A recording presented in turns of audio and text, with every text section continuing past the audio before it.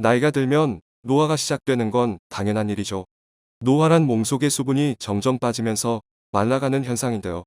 근육이 줄어들면 자연스럽게 조금만 움직여도 힘이 들고 활동량이 감소하면서 체중 또한 증가하게 됩니다. 이러한 상태를 관리하지 않고 방관한다면 중년 비만, 노년 비만에 빠질 수밖에 없습니다. 오늘은 비만을 부르는 나쁜 식습관 5가지에 대해서 알아보고 이를 예방할 수 있는 일상 속 가볍게 할 수 있는 다이어트 실천법에 대해서 말씀드리도록 하겠습니다. 우리 몸의 수분은 근육에 많이 들어 있습니다. 나이 들수록 근육이 줄어드는 것만큼 비만이 위험해지는데요. 비만이 되면 다양한 합병증을 유발합니다. 대사적으로는 고혈당, 고혈압, 고지혈증이 발생할 수 있고 심혈관 및 호흡기 질환, 관절 질환, 지방간 등이 동반될 수 있는데요. 비만을 해결하려면 생활 습관을 개선해 식사량을 줄이고 운동량을 증가시키는 것과 더불어 행동 요법이 필요합니다. 첫 번째, 고기 한 번에 몰아서 먹지 않기. 대부분 고기는 저녁에 구워 먹는 경우가 많은데요. 그러나 근육을 유지하고 체중을 관리하기 위해서는 단백질을 하루 3번 나눠서 섭취하는 게 좋습니다. 그 이유는 한 번에 우리 몸이 단백질을 흡수할 수 있는 양이 정해져 있기 때문인데요.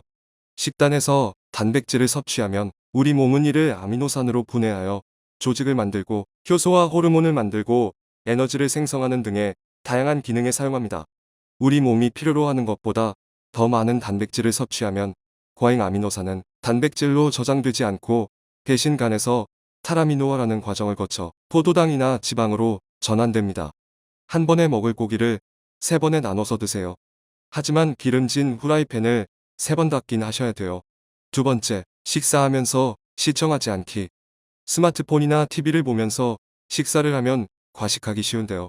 TV를 보면서 식사를 하면 음식에 집중하지 않고 TV에 집중하게 됩니다.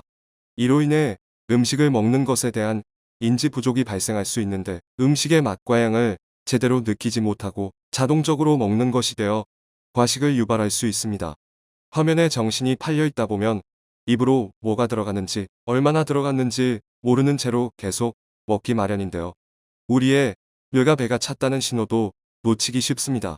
이것은 음식을 천천히 먹지 않고 빠르게 먹게 되고 TV 시청 중에는 영상이 계속해서 바뀌기 때문에 뇌는 계속해서 초점을 이동시키게 됩니다. 그 결과 시청 중에는 뇌가 식사량에 대한 신호를 받지 못하기 때문에 음식을 빠르게 먹어버리면서도 뇌에서는 아직 배가 고프다는 신호가 계속해서 전달됩니다. 여러분, 과식하지 않으려면 스마트폰과 TV는 잠시 치워두셔도 좋습니다. 세 번째, 졸린 상태에서 식사하기입니다. 내셔널 라이브러리 오브 메디신에 실린 연구에 따르면 12명의 정상 체중의 남성 피험자들을 대상으로 수면 상태에 따른 고열량 음식에 대한 욕구에 대해 실험하였는데요.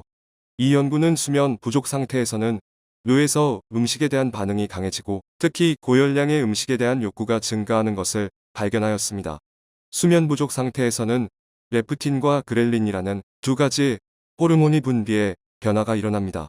레프틴은 포만감을 느끼게 하는 호르몬으로 그렐린은 반대로 배고픔을 느끼게 하는 호르몬입니다.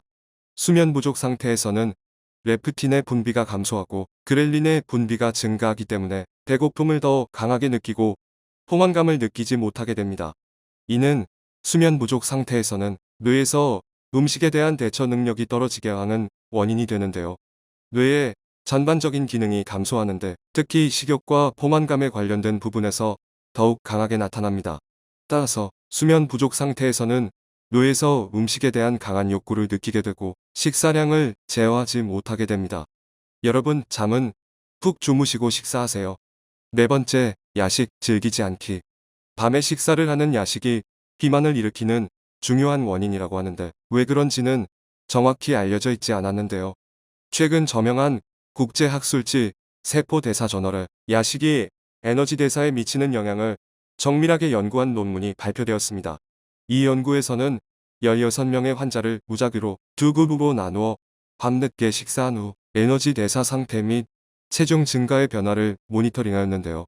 밤과 같이 활동이 없는 시간에 식사를 하면 식욕 조절 호르몬의 변화와 에너지 소비 감소로 인해 체중이 증가한다는 연구 결과를 발표했습니다. 야식을 하면 배고픔을 더 잘 느끼게 되고 덜 움직이게 되어 비만을 초래하게 된다는 건데요. 뿐만 아니라 야식을 먹는 습관이 기억력 감퇴를 초래할 수 있다는 연구 결과가 발표되었다고 합니다. 이 연구에서는 야식을 먹는 습관이 혈당 상승을 유발할 뿐만 아니라 기억력 감퇴도 초래할 수 있다는 내용을 언급하고 있습니다. 여러분, 자기 직전에는 치킨은 무조건 참는 게 좋습니다. 당근이나 오이처럼 몸에 좋은 채소라고 해도 마찬가지이고요. 위장도 밤에는 쉬어야 합니다. 다섯 번째, 심한 허기가 질 때까지 참지 않기. 배가 고파 꼬르륵 소리가 날 때까지 버텨보신 적 있나요? 이 정도로 굶주리게 되면 심한 허기가 폭식으로 이어질 수 있습니다. 또한 우리는 배가 고플 때 우리 몸에 가장 빠른 에너지원을 제공하는 고칼로리, 고지방 음식을 자연스럽게 갈망하게 됩니다. 이것은 우리의 생존하기 위해 시간이 지남에 따라 진화해온 생물학적 반응이라고 볼 수 있는데요. 그러나 이는 과식과 체중 증가로 이어져서 비만을 유발하게 됩니다. 또한 우리가 너무 배고프기 전에 먹는 것이 중요하지만 배부르면 먹는 것을 멈추는 것도 중요합니다. 배고픔을 너무 많이 참지 마시기 바랍니다.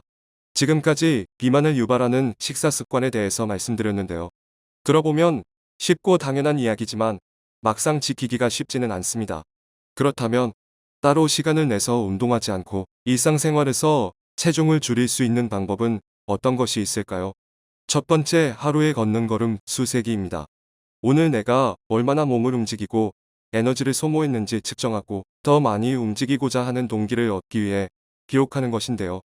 요즘 휴대폰에는 간단히 내 걸음수를 기록해주는 어플들이 많이 있습니다. 이런 어플들을 활용해서 얼마나 많은 걸음을 걸었는지 확인하시기 바랍니다. 하루에 10,000보 정도 걷는 것을 추천해 드리는데요. 일상생활 중 더 많이 걷기 위해서 주차장 맨 끝에 주차하거나 지하철이나 버스에서 한 정거장 먼저 내려서 집까지 걸어오는 등의 작은 습관들이 쌓이면 상당한 칼로리를 소비할 수 있습니다. 작은 변화부터 시작하세요. 두 번째, 계단 오르기. 활동을 늘릴 수 있는 가장 좋은 방법 중 하나는 계단을 오르는 것인데요. 계단을 오르는 동작은 런지 동작과 흡사하기 때문에 허벅지와 엉덩이 등 하체 근력에 도움이 되고 유산소 운동도 되는 매우 좋은 생활 습관입니다. 심폐기능 향상에도 도움이 되고, 그리고 평평한 평지를 걷는 것보다 에너지 소비가 15배 정도 많은 전신 운동에 해당됩니다. 그리고 계단을 그냥 걸으실 때 종아리 근육까지 더 많이 쓰려면 발바닥 전체를 디디지 말고 뒤꿈치를 들고 앞꿈치만으로 걸어보시면 종아리 근육도 운동이 됩니다. 무릎이 안 좋으신 분들은 안 하시는 게 좋은데, 근력이 뒷받침이 되시는 분들은 정말 좋은 습관이니 꼭 해보시기 바랍니다. 계단을 오르는 게 너무 힘들 것 같다면 2에서 3계층은 걷고 나머지는 엘리베이터를 타는 방법으로 운동량을 조절해서 시작해보세요. 세 번째, 집안일 할 때 운동과 연계하여 병행하기. 물건을 넣거나 내릴 때 스쿼트나 런지와 같은 자세로 해보거나, 청소기를 돌리거나 걸레질을 할 때 코어에 힘을 주고 해보세요.